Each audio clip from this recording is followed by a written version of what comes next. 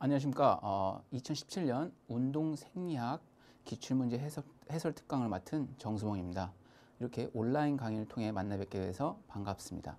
자, 그럼 지금부터 2017년 운동생리학 파트에서 어떤 문제가 기출되었고 어떤 유형의 문제 혹은 어떻게 풀어나가야 될지 지금부터 저와 함께 분석해 보도록 하겠습니다.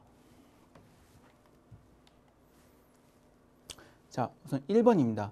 1번은 운동생리학의 정의에 대해서 묻는 문제였습니다. 자, 문제를 보시면 운동생리학 관련 연구에 대한 설명 중 옳지 않은 것에 대해서 고르는 문제였습니다. 자, 우선 운동생리학이라는 이 학문은 인체의 이례적이거나 반복적인 운동 수행 시 인체에 나타나는 생리적 변화를 분석하고 또는 그 법칙성과 기원을 밝히는 학문으로서 운동을 통해 나타나는 인체의 반응과 적응에 대한 원인을 규명하는 학문입니다. 그리고 수행력과 건강 등에 미치는 생리적 의미를 연구하는 분야로 말씀드릴 수 있는데요.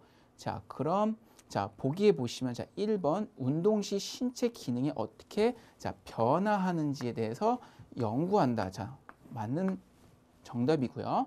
자, 그다음 운동 능력을 향상시키기 위한 훈련 과정에 적용하는 학문이다. 맞죠? 운동 능력을 향상시키기 위한 옳은 내용이고요. 그다음 3번 보시면 장기간 운동에 대한 신체적 효과 및 적응에 대해서 연구한다고. 마찬가지로 정답입니다. 자, 그럼 오답을 보시면은 운동 손상에 대한 수술 방법을 연구하는 학문이다. 자, 운동 손상에 있어 운동선수 같은 경우는 일반인뿐만 아니라 운동선수들도 스포츠 활동을 하다가 어떤 손상이 발생했을 때 그 손상에 대한 그 운동을 통해 재활을 하면서 그 신체적 변화나 반응을 분석하는 학문은 운동생리학에 관련된 학문이라고 얘기할 수 있습니다. 단 여기서 이 4번이 오답인 이유는 수술 방법을 연구하는 학문이다. 자, 수술 방법은 스포츠 지도사가 관련해서 건드리시면 안 되는 분야입니다. 이 수술은 의술 행위이기 때문에 이거는 이제 의사분들이 연구하는 학문입니다. 따라서 정답은 4번입니다.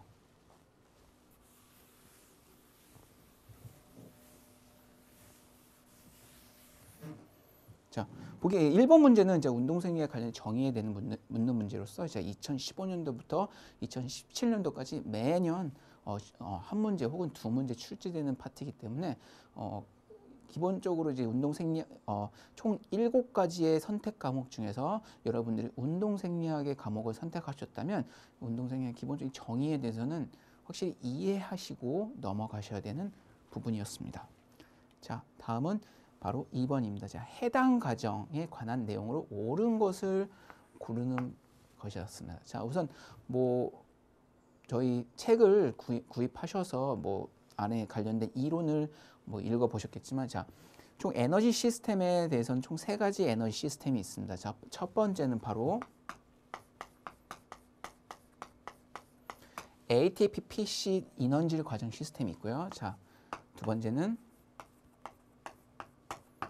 젖산 시스템. 자, 그리고 세 번째는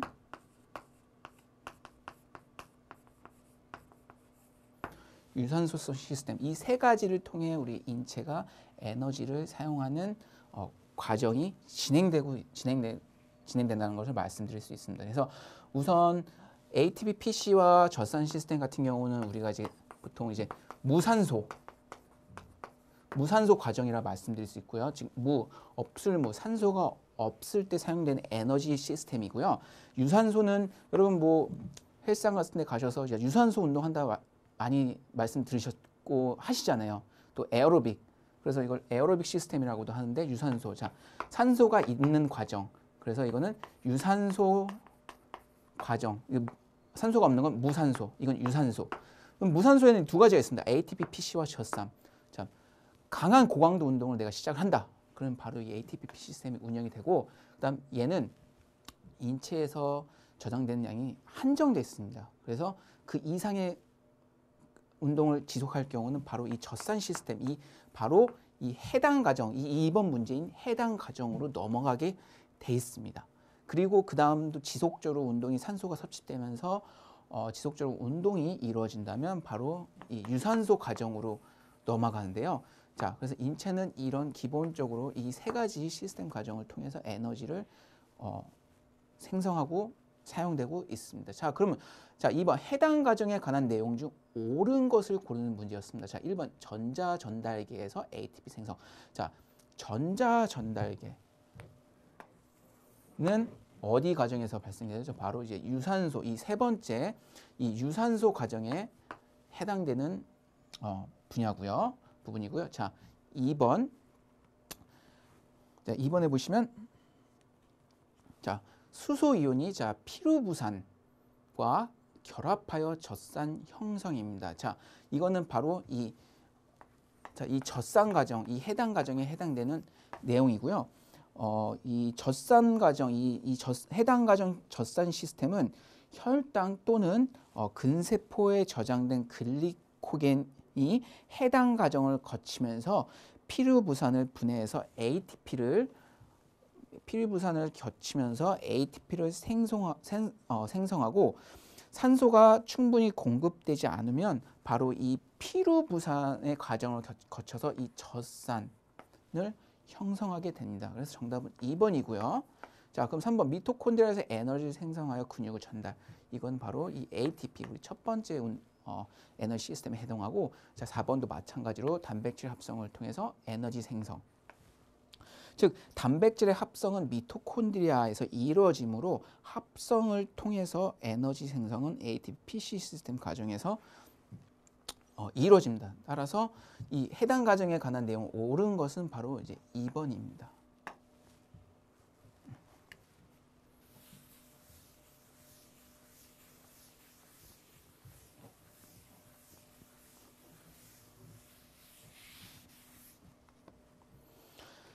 자, 다음 3번입니다. 운동 중 호흡 순환 조절에 대한 설명으로 옳은 것을 마찬가지로 또 옳은 것을 고르는 문제였습니다. 이 문제의 핵심은 바로 호흡 순환 조절입니다.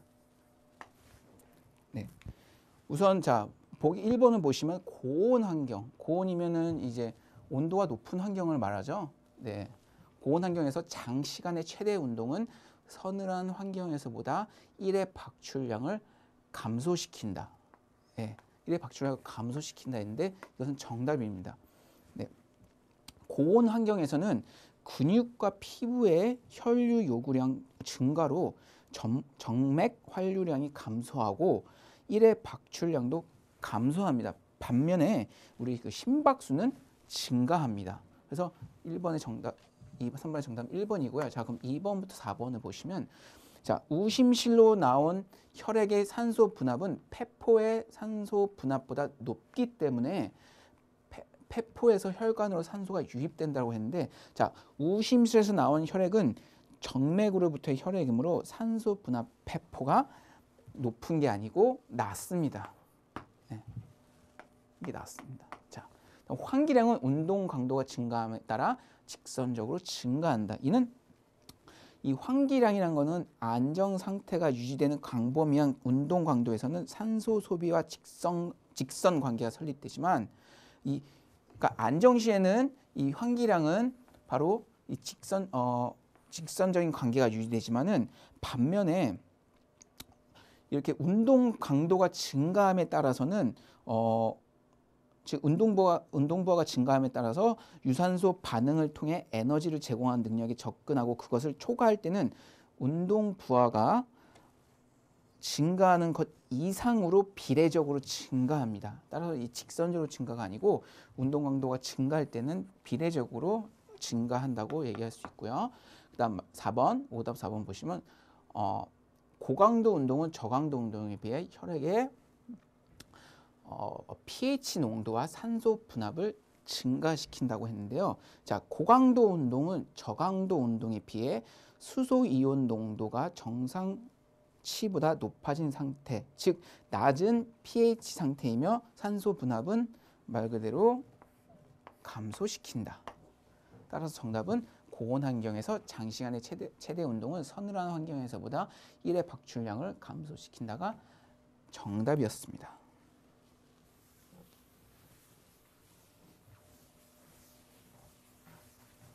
자, 다음은 4번 문제입니다. 다음은 심박출량. 자, 카디악 아웃풋에 대한 설명 중 옳지 않은 것을 고르는 문제였습니다. 자, 여기 봐서 심박출량. 자, 우선 심박출량에 대해서 보시면, 자, 1번 보시면 1의 박출량은 심박수의 곱으로 산출한다. 즉, 자, 1의 박출량 곱하기 심박수는 뭐다? 바로 심박출량.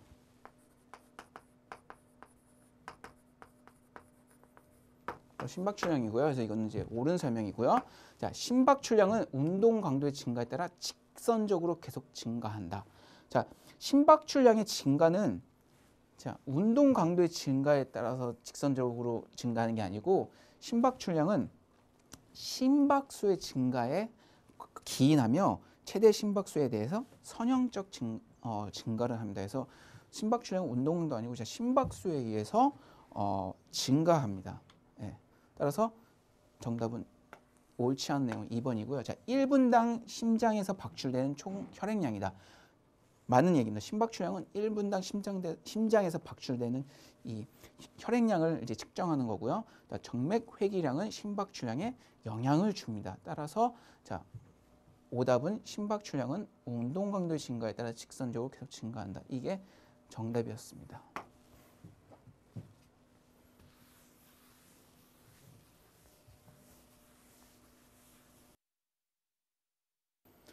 자, 다음은 5번입니다. 자, 생체 에너지 공급 시스템에 관한 설명으로 옳은 것을 고르는 내용이었습니다.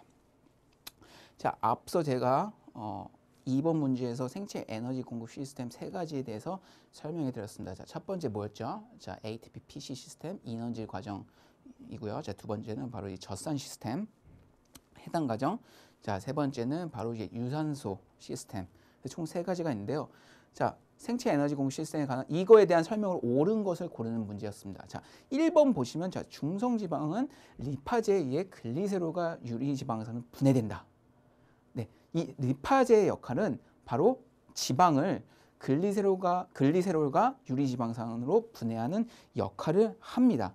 즉, 리파제는 지방을 분해하는 효소로서 중성지방을 가수분해하여 지방산과 글리세롤로 분해합니다. 따라서 정답은 1번입니다. 자, 그럼 2번부터 4번을 보시면 ATP PC 시스템은 고강도 운동에 ATP를 공급하기 위해 젖산 탈수소 효소가 활성화되어야 한다. 자, 이것은 옳지 않은 내용입니다. 자, ATP PC 시스템은 말 그대로 자, 고강도 운동을 내가 하기 시작했으면 이 ATP는 바로 뭐로 분해되죠?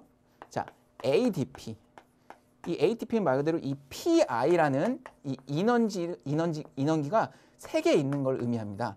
그래서 이게 하나가 분해돼서 2개의 PI 플러스 PI. 즉 ADP는 PI가 2개 있는 걸 의미하는데요. 이렇게 분해가 돼요. 그럼 여기서 이게 다시 ATP로 어떻게 합성이 되냐면 바로 이 옆에 있는 PC에 바로 인원질이 하나가 더 있습니다. 얘가 쉽게 얘를 다시 합성을 해서 이게 다시 뭐가 된다? ATP가 되는 걸로 말씀드릴 수 있습니다.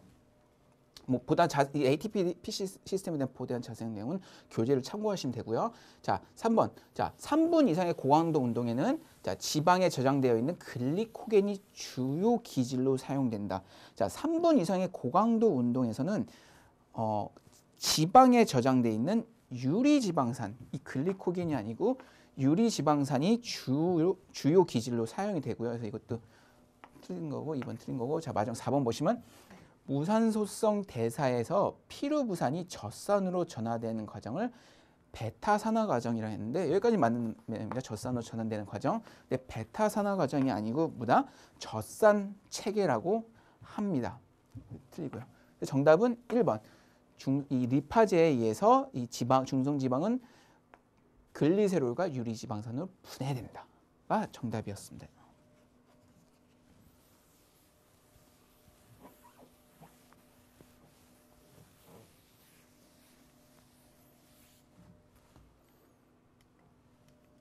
자, 다음은 6번 운동 종목에 따른 금섬유 유형 및 에너지 대사에 관한 설명 옳은 것이었습니다. 그래서 자, 운동 종목 많죠. 뭐 축구, 농구, 배구, 야구 있고요. 뭐 그 외에 종목 맞고 그다음 금섬유의 유형 및 에너지 대사에 대한 설명. 자, 우선 기본적으로 이 문제 들어가기 전에 자, 금섬유의 유형에는 뭐 크게 세 가지가 있지. 크게 두 가지가 있습니다. 자, 뭐가 있죠? 처음에 자, 타입 1. 타입 1은 뭐죠? 바로 자, 지근섬유. 예, 그리고 강한 운동을 할 때 사용되는 바로 크게 두 가지가 있습니다. 네, 자, 그러면 문제 보시면은 자, 장대 높이뛰기 선수는 경기 시 ATP 시스템을 주로 사용한다. 자, 여러분 한번 생각을 한번 해보세요. 자, 장대 높이뛰기 선수가 어떻게 동작을 수행을 하죠? 퍼포먼스를 하는 걸 보면은 자, 긴 장대를 가지고 대략 한 20m, 30m 되는 거리에서 엄청나게 빠른 속도로 달려와서 폴을 찍고 그 높이를 넘어가죠. 그 순간적인 폭발적인 힘을 사용을 하잖아요. 그러면 제가 아까 2번 문제에서 그 에너지 시스템 세 가지에 대해서 설명드릴 때 첫 번째가 뭐였어요? 폭발적인 단기간에 짧은 운동을 수행할 때는 어떤 에너지 시스템을 사용한다? 바로 이 ATP 시스템을 사용을 하죠. 예. 그러면 1번 장대 높이 선수는 경기 시 ATP 시스템을 주로 사용한다. 그럼 정답이죠. 예. 자, 그럼 2번과 4번을 한번 보시죠. 자, 100m 달리기 선수는 VO2 max에 이거 띄어졌는데 VO2 max의 약 50% 수준이 아니고 자, 대략 80에서 100%. 자, 100m 달리기 선수는 어때요? 정말 이 9초에서 10초 그 사이에 짧은 시간에 폭발적으로 힘을 내죠. 자, 그럴 경우는 이 VO2 max라는 거는 최대 산소 섭취량을 얘기하거든요. 근데 50% 수준이면 정말 낮은 수준입니다. 그래서 단기간에 짧은 힘을 내기 때문에 폭발적인 산소 섭취량을 통해서 그냥 산소 섭취량 없이 폭발적인 힘을 냅니다. 따라서 운동 약 80에서 100%의 수준으로 강한 훈련을 해야 합니다. 그래서 이건 틀렸고요. 자, 마라토너 선수는 자, 여러분 마라토너 선수 생각하시면 어때요? 막 마라토너들 보면 장시간 2시간, 3시간 이렇게 뛰시잖아요. 보통 체형 보면 엄청 말랐죠. 예. 그런 마라톤 선수들 같은 경우는 아까 타입 2 제가 아까 타입 2 X, 타입 2 뭐라고 했죠? 속금섬유라고 했죠. 이 속금섬유는 어떤 선수들? 바로 이게 단기간에 짧은 폭발적인 힘의 선수들. 예를 들면 100m 달리기 선수나 200m 그 역도 선수들 순간적으로 폭발적인 힘을 내는 선수들 같은 경우는 이 타입 2, 이 속금섬유의 비율이 높습니다. 반면에 이 마라톤 선수 같은 경우는 뭐다? 바로 타입 1, 접근, 즉 지근섬유, 이 지근섬유를 이제 접근섬유라고 하고요. 이걸 또 백근섬유라고도 합니다. 예. 타입 1의 금섬유를 많이 가지고 있습니다. 그래서 이건 틀렸고요. 자, 반면에 또 4번 1000m 달리기 선수는 크레아틴 키나제의 활성도가 높다. 이 크레아틴 키나제 활성도 같은 경우는 1000m 달리기 선수가 아니고 바로 이 100m 달리기 선수들 짧은 시간에 폭발적인 힘을 내는 선수들이 바로 크레아틴 키나제의 활성도가 높습니다. 예, 죄송합니다. 따라서 이것도 오답이고요. 그래서 정답은 1번입니다.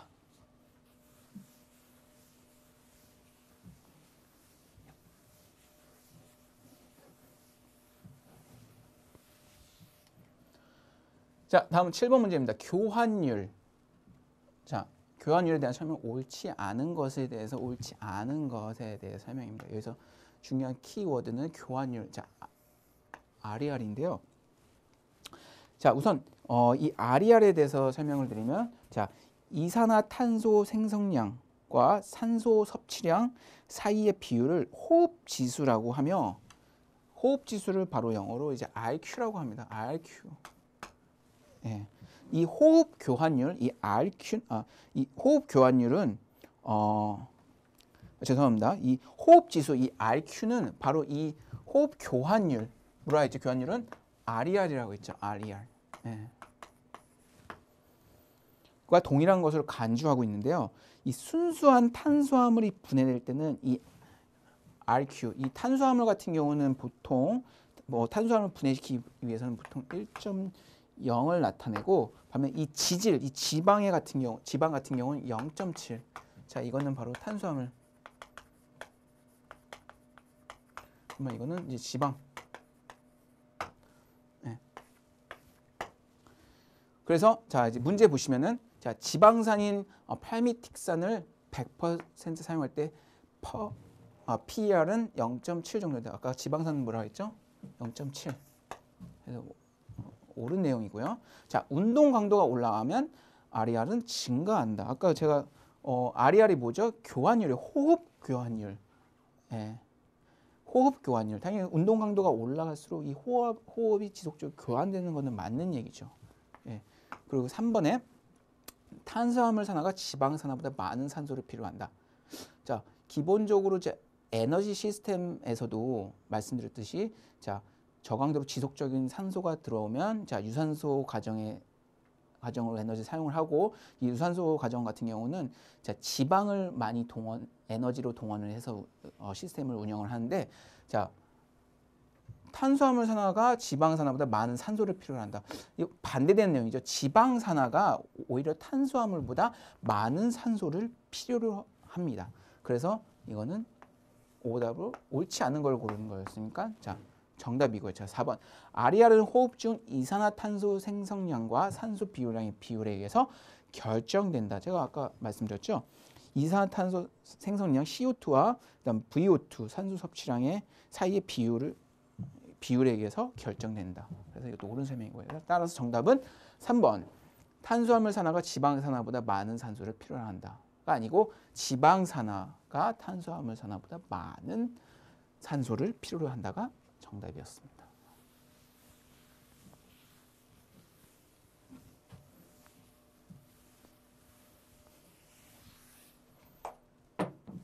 네.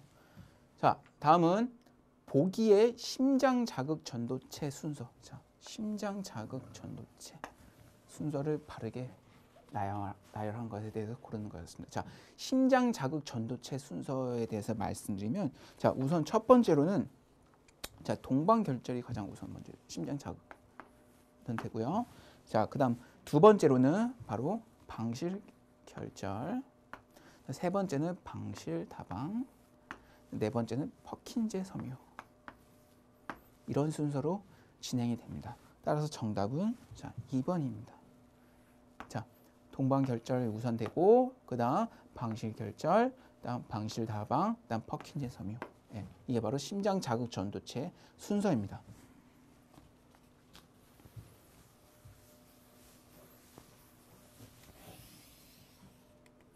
자, 9번입니다. 자, 호흡 자율신경계 기능에 대한 설명으로 옳은 것을 고르는 문제입니다. 자, 뭐에 대한 거? 자, 호흡 자율신경계.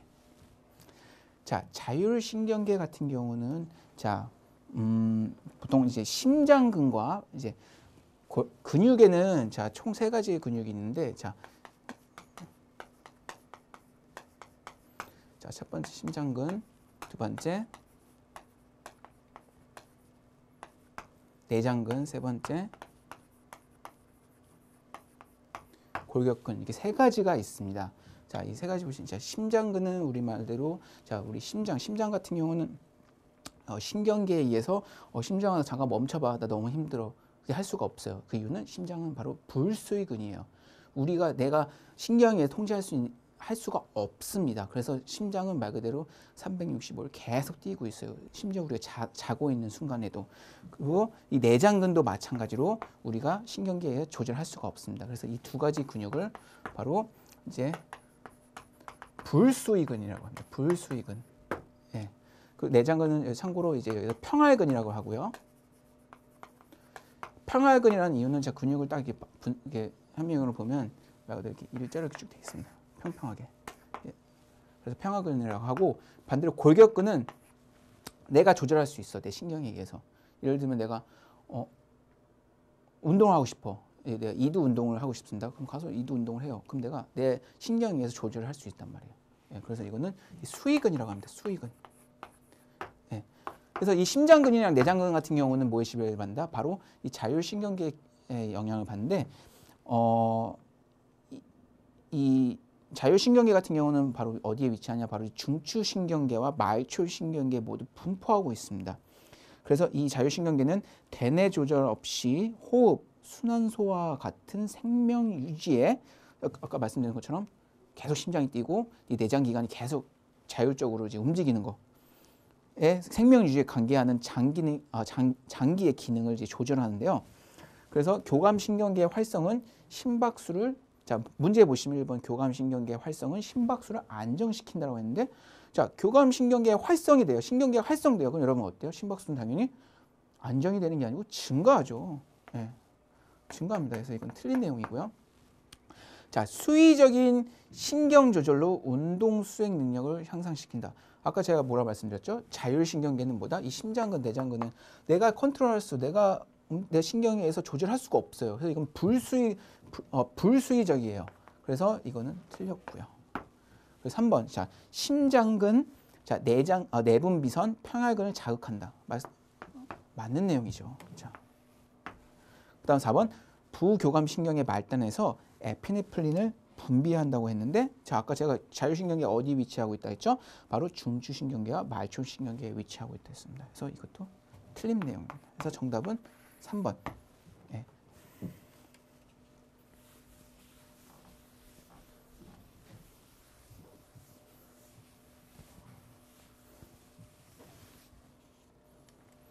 자 10번입니다. 자 신경 자극에 대한 설명을 옳지 않은 것을 고릅니다. 자 어떤 거요? 신경 자극. 네. 제가 지금 1번부터 10번까지 했는데 각 문제마다 키워드, 키포인트, 키워드가 있습니다. 그래서 그거를 잘 만약에 내가 문제를 봤을 때 그 문제에 대해서 이해가 안 된다. 이게 무슨 문제인지 생각하면 그 문제의 핵심 단어를 보시고 다시 한번 곰곰이 생각해 보시면은 좀 더 문제에 더 가깝게 접근할 수 있습니다. 자, 여기서 이 문제는 신경 자극에 대한 설명으로 옳지 않은 것을 고르는 문제였습니다. 자, 우선 1번 보시면 네. 탈분극은 이 Na 플러스는 소디움 이온이고요. 자, 소디움은 자 세포 밖에서 안으로 유입되면서 양전하가 세포 내 증가하는 현상이다라고 했고요. 자, 2번 보시면은 이건 옳은 내용입니다. 네. 자, 과분극, 자 칼륨 이온은 통로에 열린 상태가 유지되어 추가적으로 자 소디움 이온이 세포 밖으로 나가는 현상이다. 그렇죠? 그리고 세포막의 자극이 역치를 넘어서지 않으면 활동 전이가 활성되지 않는다. 역치를 넘으면 활동이 전이되는데 그렇지 않으면 생성되지 않고요. 자, 반면 4번 보시면 안전막 전이는 세포박은 칼륨, 세포 안은 자, 소디움이 많은 상태로 분리되어 있다고 했는데 반대입니다. 자, 세포 밖이 바로 이 소디움 플러스고요. 소디움 이온이고요. 자, 세포 안이 칼륨 이온입니다. 그래서 이것이 자, 옳지 않은 것을 고르는 문제이기 때문에 바로 정답입니다.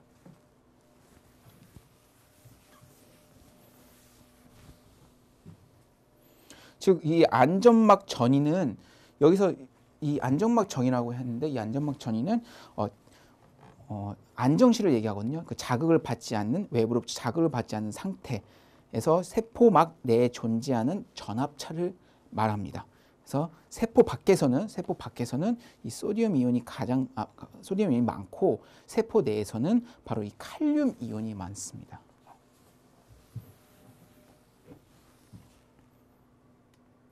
자, 다음 보기의 내용을 특징으로 하는 말초신경계의 고유 감각 수용 기능을 묻는 문제였습니다.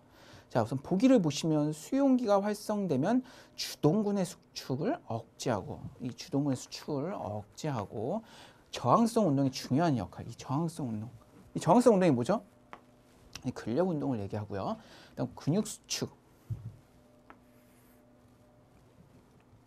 통해 발생된 장력 변화를 감지. 그다음 장력을 억제하고 다 보통 내용 보시면 다 근수축과 관련된 내용입니다. 근육 저항 운동. 자, 우선 말초신경계 고유 감각기에는 총 3가지가 있습니다. 바로 뭐 보기에서 2가지 나와 있는데, 자, 골직원 기관과 화학 수용기 그리고 금방추가 있는데요. 이 화학 수용기 같은 경우는 이 수소 이온 농도와 세포와 칼슘의 농도, 그다음 O2와 CO2, 즉 상소와 이산화탄소의 압력 변화에 반응해서 중추신경계에 정보를 전달하는 역할을 하고요. 반면에 금방추, 보기에는 없지만, 자, 금방추. 자, 이 금방추는 근육의 길이, 즉 예를 들면 뭐 스트레칭 할 때 근육이 늘어나는 거를 감지하는 역할을 하고, 이 보기에 이번에 나와 있는 골직원 기관은 근수축 시 발생하는 장력을 지속적으로 감지할 뿐만 아니라 바로 이 보기에 나와 있는 자, 근수축을 예방하는 안전장치 역할을 합니다. 즉 이 보기의 내용은 이 고유 말초신경계 고유 감각 수용기에 대해서 해당하는 바로 이 골직원 기관에 대한 설명이었습니다. 자, 그럼 보기 1번하고 3번, 4번을 보시면, 자, 운동단위는 뭐냐? 운동단위는 한 가닥에 운동신경에 지배되는 신경과 근섬유의 그룹을 얘기하고요. 그 다음 화학 수용기는 앞서 말씀드린 것처럼 수소이온 농도와 세포와 칼슘의 농도, 그 다음 O2, CO2의 압력 변화에 반응해서 중추신경계에 정보를 전달하는 수용기고요. 그 다음 온도 수용기, 마지막 4번 온도 수용기는 온도를 적합 자극으로 하여 직접 수용하는 세포로서 특유의 접합 자극을 수용하여 구심성 신경섬유의 충격으로 전환하는 역할을 합니다. 그래서 이 보기의 내용은 바로 이 골직원 기관에 대한 설명이었습니다. 자, 다시 한번 말씀드리면, 자, 고유감각 수용기는 크게 3가지인데 뭐가 있다? 자, 이 화학 수용기가 있고요. 그다음 골직원 기관, 그다음 금방추, 이렇게 3가지가 있습니다. 자, 다음은 12번입니다. 자, 신경세포와 근육의 흥분 수축 결합 단계를 순서대로 나열한 것에 대해서 묻는 문제였습니다. 자, 즉 이 근수축 이완 과정, 근세사 활주설에 대한 내용입니다. 이 보기는 이거의 순서를 정하는 건데요. 자, 첫 번째, 마요신 머리가 액틴 세사를 잡아당긴다. 자, 두 번째, 활동 전이가 축상 종말에 도달하면 아세틸콜린이 방출된다. 자, 세 번째, 디귿, 근형질 세마에 분비된 칼슘 이온이 트로포닌에 부착되어 트로포마이오신을 들어올린다. 자, 이 금섬유에는 액틴과 마이오신이 있습니다. 액틴하고 마이오신이 있는데, 자, 우선 첫 번째로는 활동 전이 어떤 활동이 시작을 하죠. 내가 만약에 무거운 중량을 들었습니다. 그러면 이 활동 전이가 축상 종말에 도달하면서 아세틸콜린이 우선 방출됩니다. 네, 이게 첫 번째고요. 자, 다음은 이 근형질 세망에서 바로 뭐죠? 이 칼슘 이온, 이 칼슘이 트로포닌에 부착되어 있는 트로포마이오신을 들어올려요. 네. 예를 들면 이렇게 액틴하고 마이오신이 있습니다. 그럼 얘가 이렇게 해서 고개를 드는 겁니다. 왜 들을까요? 바로 이 액틴 세사를 잡아당기기 위해서. 잡아당기면 이 근섬유들이 짧아지겠죠. 다시 놓으면은 풀어지고, 그런 방법을 이용해서 근육이 수축하고 이완하는 과정을 설명하는 겁니다. 네. 그래서 두 번째, 칼슘 이온이 트리포닌에 부착되어 트로포마이오신을 들어올리고요. 머리를 들어올렸어요. 그럼 어떻게 해야 되죠? 이 마이오신 머리가 바로 뭐죠? 이 액틴 세사를 잡아당겨야죠. 여기서 잡아당기니까 얘가 이 일정한 길이에 있던 근육이 어떻게 되죠? 짧아지는 거죠. 네, 그래서 이게 세 번째. 네, 그래서 정답은 3번.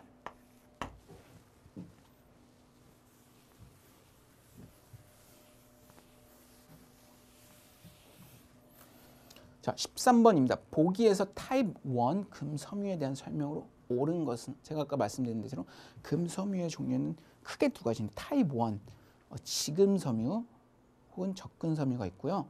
타입 2, 백근, 속근섬유가 있습니다. 백근 혹은 속근섬유. 자, 타입 1 근섬유 같은 경우는 아까 제가 보죠. 지근섬유, 저강도 운동 지속될 때 사용되는 근육이라고 말씀드렸고요. 이건 지근섬유고요.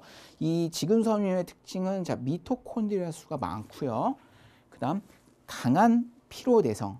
이 강한 피로 내성 같은 경우는 자, 마라톤 선수 같은 경우는 이 타입 1 섬유가 몸에 많이 생성되는데 그 이유는 자, 마라톤 같은 경우는 저강도로 지속적으로 계속 오랫동안 운동을 하잖아요. 그럼 거기에 대한 강한 내성이 생깁니다. 즉 강한 피로 내성이 생기고요. 그다음 ATPa스의 활성도가 낮고요. 그다음 수축 속도도 마찬가지로 낮고, 그다음 에너지 체계에서 유산소 체계를 이용을 하고, 그다음 효율성이 높습니다. 이렇게 보시면 여기서 자, 빠른 수축 속도. 자, 타입 1은 빠른 수축 속도가 아니죠. 빠른 수축 속도는 뭐다? 타입 2 이 속근섬유에 해당하는 거고요. 그래서 이건 아니고요. 그다음 강한 피로 내성. 아까 말씀드렸어요. 강한 피로 내성. 그다음 빠른 ATPa스 요소. 빠르지 않습니다. 타입 1은. 자, 낮은 ATPa스 활성을 나타나고요. 오답이고, 그다음 낮은 해당 능력에 해당하고요. 그래서 정답은 리에나오 리을인 4번입니다.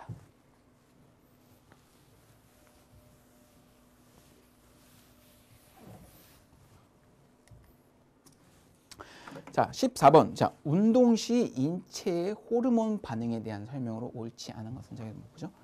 호르몬 반응. 옳지 않은 것. 자, 문제 이렇게 보시면은 자, 1번의 성장 호르몬은 단백질 합성, 간의 당신생 지방산 동원을 증가시키고, 자, 성장 호르몬의 역할입니다. 자, 옳은 설명이었고요. 자, 코티졸은 운동 시 혈당 유지를 위하여 유리지방산의 혈액 유입을 촉진한다고 해서 호르몬에 대한 옳은 설명이었고요. 자, 에피네프린은 부신 수질에서 분비되어 심혈관계와 호흡계에 영향을 미치고요. 맞는 설명이고요. 자, 그럼 4번. 글루카곤은 간과 근육의 당을 저장시켜 운동을 지속할 수 있다고 했는데, 자, 글루카곤은 혈당 대신 지방산의 이용을 크게 합니다. 이 당이 아니고 지방산을 이용을 크게 하고, 그다음 혈당의 사용을 억제시킵니다. 제한시키는 작용을 합니다. 글루카곤은.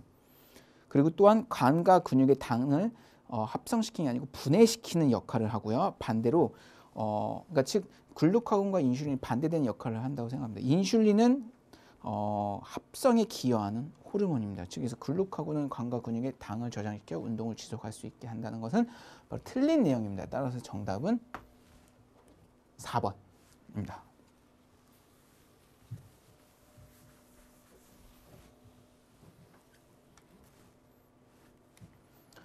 자, 15번. 자, 보기의 모든 과정이 적용되는 인체 체액량 유지 호르몬에 대해서 묻는 문제였습니다. 자, 보기에 보시면 자, 운동 시 수분 손실에 자극된다. 수분 손실에 자극되고요. 일단 소디움 이온을 자, 재흡수하여 수분 손실을 억제한다. 그다음 부신 피질에 분비된다. 그다음 표적 기관은 뭐다? 바로 신장이다. 자, 이 보기의 내용은 자, 부신 피질에서 분비되는 바로 이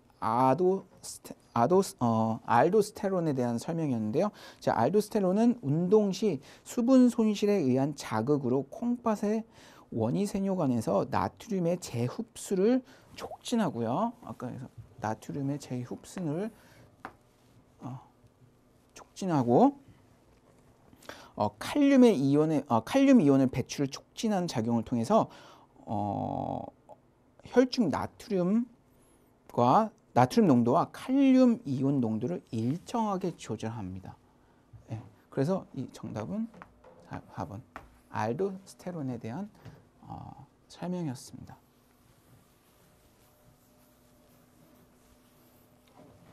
자, 인체 호르몬에 관련된 문제가 한 두세 문제 출제가 되는데요.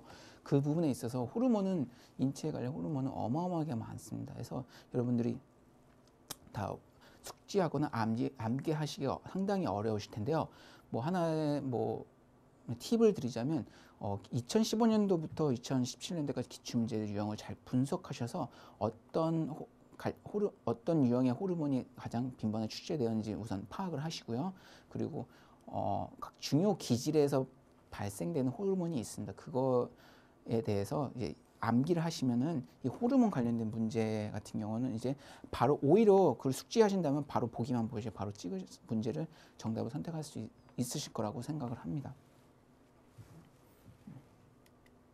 16번입니다. 호흡 시 혈액 내에 이산화탄소를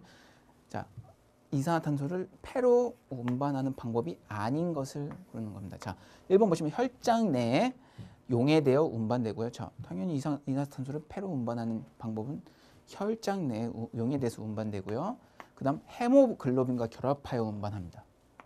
그리고 중탄산염 형태로 운반되고요. 자, 그 다음 4번 미오글로빈과 결합하여 운반한다. 자, 이거는 아까 2번 문제와 비교해 볼 수 있는데 아까 뭐죠? 그 이산화탄소가 폐로 운반되는 방법에는 자, 미오글로빈이 아니고 바로 보다 이 헤모글로빈입니다. 따라서 그 방법이 아닌 거로는 바로 4번. 네. 헤모글로빈과 결합하여 운반한다. 이 앞에 용어만 바꿔서 문제를 이렇게 제출을 이렇게 하는 케이스였습니다.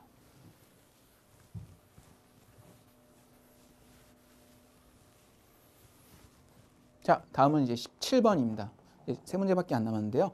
자, 한번 17번 한번 보겠습니다. 자, 심혈관계에 대한 설명으로 옳은 것은 자, 뭐죠? 뭐에 대해서 옳은 거? 심혈관계. 자, 우선 1번 보시면 자, 혈액은 우심실에서 나와 인체 모든 기관에 순환된다. 자, 우심실에 나와 모든 인체에 순환된다. 자, 뭔가 이상하죠? 그래서 우선 저 보류. 자, 산소가 포화된 혈액은 폐정맥을 통해 좌심방으로 이동한다. 자, 산소가 포화된 혈액은 폐정맥을 통해서 좌심방으로 이동된다고 했는데, 자, 폐순환 시 혈액이 가지고 있던 이산화탄소와 자, 노폐물들이 폐를 거치면서 사라지고 산소가 포화된 혈액은 폐정맥을 거쳐서 여기 나와 산소가 포화된 혈액은 폐정맥을 통해서 좌심방으로 이동하게 됩니다. 네, 그래서 정답은 2번이고요. 자, 3번 폐순환은 산소를 인체의 모든 조직에 직접 전달하는 것이다. 자, 폐순환은 심장과 폐 사이의 혈액순환을 얘기합니다. 그래서 모든 조직이 아니고요. 심장과 폐 사이의 혈액순환을 얘기하고 그래서 이건 오답이고요. 자, 우심방으로 들어온 혈액은 우심실을 거쳐 바로 좌심방으로 이동합니다. 자, 바로. 틀리죠? 바로가 아니고 어디죠? 자, 폐동맥이랑 폐정맥을 거쳐 좌심방으로 이동되는 거예요. 폐동맥이랑 폐정맥을 거쳐. 틀린 말이에요. 자, 그럼 1번. 혈액은 우심실에서 박출되어 인체의 모든 기관에 순환된다. 자, 혈액은 좌심실에서 박출되어서 인체의 모든 기관에 순환됩니다. 그래서 이건 우가 아니고 좌죠. 네, 정답 옳은 내용은 2번이었습니다.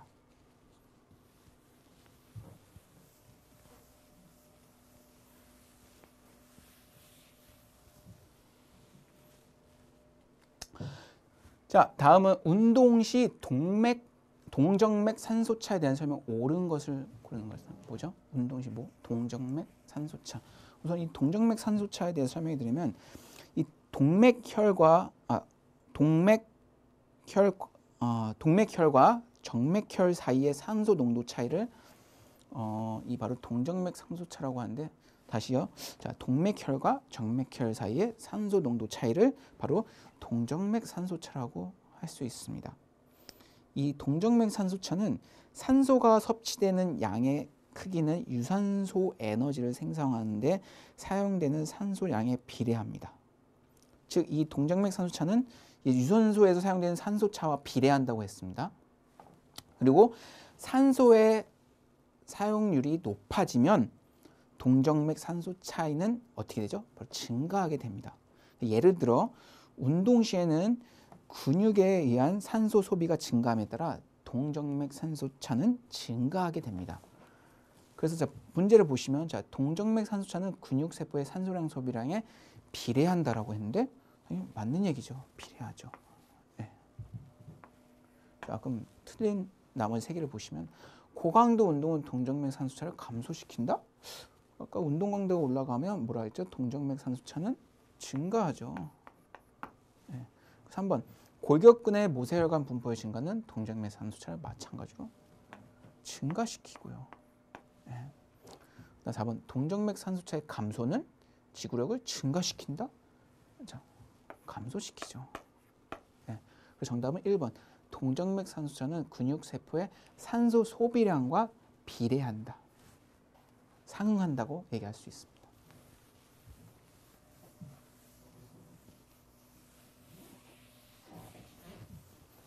자, 다음은 19번입니다. 자, 고온 환경에서 운동 시 생리적 반응은 옳지 않은 것. 어디서? 고온 환경. 자, 뜨거운 환경에서 운동 시 인체 반응에 대해 묻는 건데요. 자, 심부 온도가 증가하죠. 고온 환경에선. 그리고 교감신경의 자극이 증가하고, 그리고 심박수가 감소한다 했는데 이건 심박수가 증가합니다.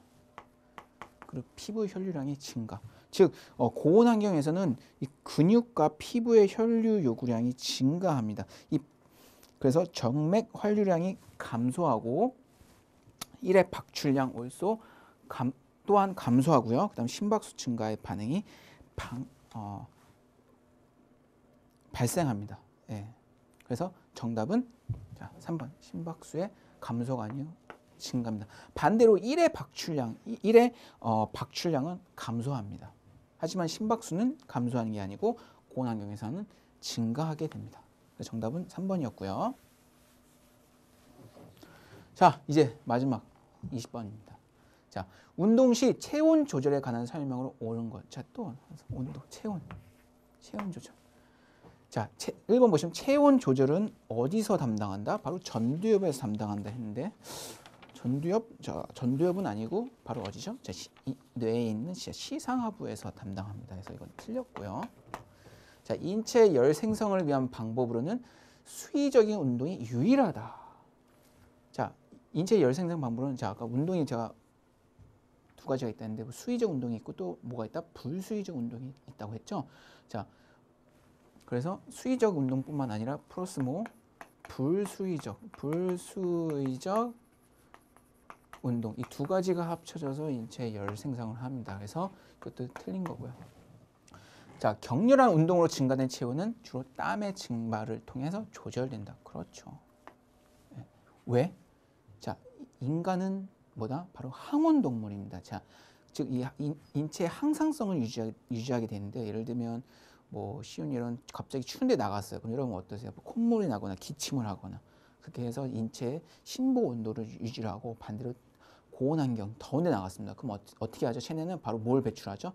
땀을 배출하면서 인체의 온도를 조절합니다. 그래서 격렬한 운동으로 증가된 체온은 주로 땀의 증발을 위해서 조절이 됩니다. 옳은 얘기고요. 정답은 3번이고요. 자, 그럼 마지막 4번. 운동 강도의 증가는 대류와 복사에 의한 열 손실을 증가시킨다. 자, 아까 제가 방금 설명해 드렸어요.